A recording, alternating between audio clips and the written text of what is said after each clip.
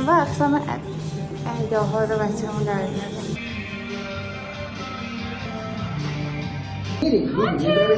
کار تموم شد خاله. خیلی خوشگل شدی. بامزه. خدایا خیلی تو قشنگی. مبارکت بچه خاله.